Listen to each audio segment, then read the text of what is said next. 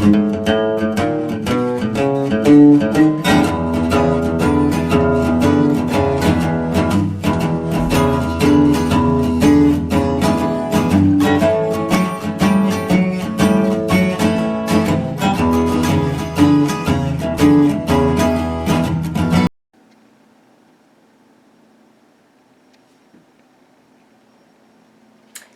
Susie Homesteader of the Rockies, and welcome to the Susie Homesteader channel. Well, it's winter time, and it's Valentine's Day, so you know what that means. It's happy hour. So I have a few drinks for you that we like for Valentine's Day, and of course, there's no Valentine's Day without a bottle of Chianti and some kind of a nice white wine that you might like. The second drink I have, we're going to make a Love Potion number 9 cocktail. And then our third drink is going to be for kids, and I'm going to stick with my Italian theme, and we're going to do some Italian sodas. Now these Italian sodas can be modified into an adult drink by just switching out our club soda with some red wine. So we'll get back to that. So let's start with our Love Potion cocktail. So get your glass, get some ice in there, and we're going to start with 1 ounce of a vodka. Any kind you like. This is actually a cherry vodka, but you can use a plain vodka. And we're going to put our 1 ounce of vodka in our drink. And the second thing you're going to need is an amaretto. And this is an almond amaretto. And you're going to put in 1 ounce of amaretto. And your third ingredient will be a peach schnapps. And we're going to put in 1 ounce of a peach schnapps. And then the last 2 ingredients you're going to use is going to be orange juice, 1 ounce of orange juice, and 1 ounce of a red juice. So you could do pomegranate, you can do cherry, you can do cranberry, anything you like. This is a pomegranate. And we'll do 1 ounce of that. And there you go. There is our Love Potion number 9. Asante. Okay, now we're going to do our kids' drink. And once again, get a tall glass, fill it up halfway with ice. And we'll start with a flavored syrup. This is the terani syrups, and they come in all kinds of flavors. This one is a s'mores, which we're going to use. There's also a vanilla. And there is a cherry, which is kind of nice for Valentine's Day, but I couldn't find that one. Anyway, you're going to start with 2 ounces of your terani syrup. So let's get that in the glass. And then you're going to do 1 ounce of either a heavy cream or a half and a half. It just depends on how rich you like your drinks or your kids like them. So do 1 ounce of heavy cream in this case. And you can stir that up just a little bit. And then we're going to use, for color, since I didn't have a cherry syrup, we're going to just use a grenadine for the red color. So let's put in about 1 ounce of that or more, depending on the kind of color you're looking for. And then we're going to top it off with just enough club soda to make it to the top of your cocktail. So there you go, and leave it a little bit empty so that you can add some whipped cream to the top. And you can do a homemade whipping cream, or you can just do the easy kind. There you go.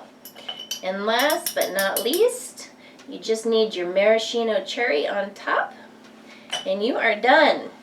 And there is your Italian soda for the kids. Now if you want to change that drink, all you have to do is take out the club soda, don't put your club soda in there, and just add some red wine to the top of that. And then you now have an adult cocktail. So there you go. It's Valentine's Day, and I'm going to show you today some good ways to use some of your creativity and your crafts in the bar, which is one place we kind of forget to decorate.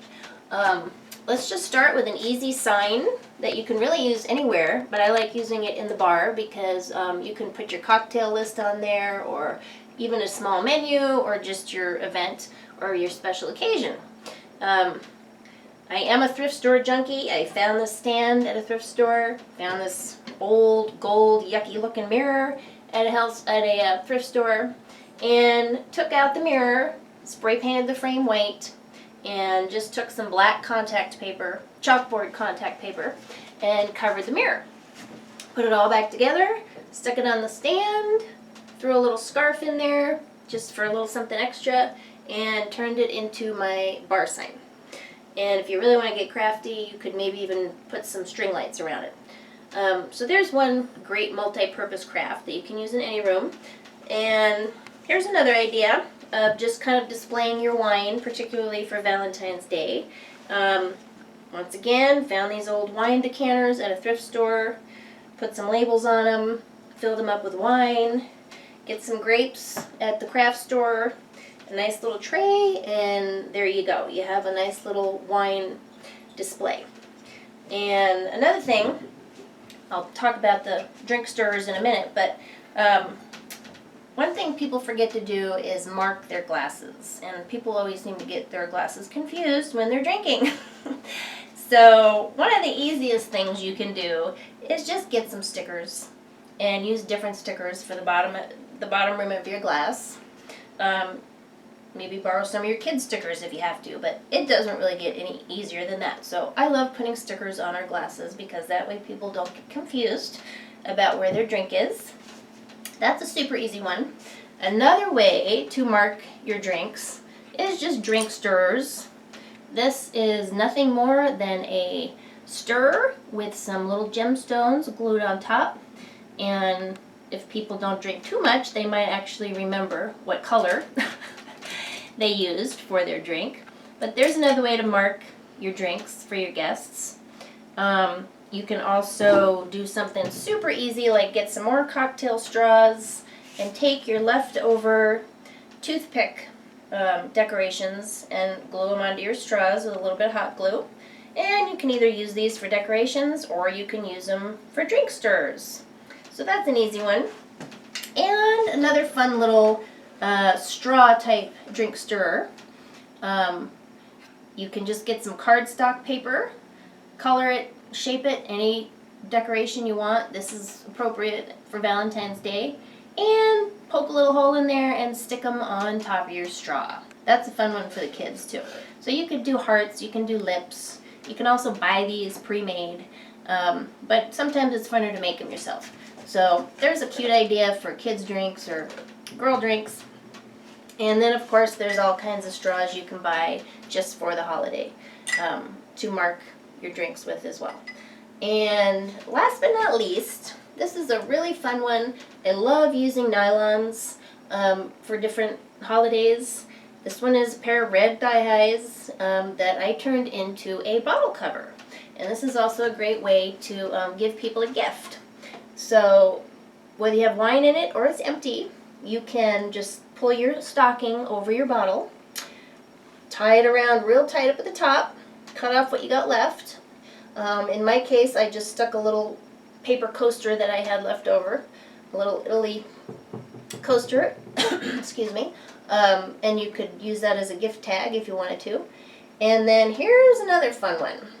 So instead of an old cork on here, I took a drink pourer. Now this is not a bottle stopper. This is a plastic drink pourer, which I found much easier to glue onto a doorknob than a cork on the bottom, because the cork, well, it wasn't really the right shape. But if you cut out a little bit of the inside of this drink pourer, or depending on what size your doorknob is, just enough to get it inside the bottom of a nice pretty decorative glass doorknob, put your E600 glue or any other kind of super heavy duty glue inside the doorknob after you take off all the other parts, and find a way to get your drink pourer inside that, and then just let it sit for a couple hours, and there you go. And you can do this with all kinds of bottle stopper ideas. But I like the glass doorknobs. That's kind of a fun one. So, and that does make a really pretty gift. So there you go. There's a couple fun ideas for your bar. Also, you could throw a little tablecloth on your bar top. And I did find some old scarves that I had left over in an old box. And once again, I went to the thrift store and grabbed all the scarves they had left there and turned them into little bar stool sashes. So you can do that in any room, on any chair. Just another fun little way to decorate your bar. And if you guys can give me any more ideas, let me know, and we'll be happy to display them. So there's a couple fun ideas for decorating your bar when you have cabin fever in the middle of the winter. So we'll see you soon. Bye-bye.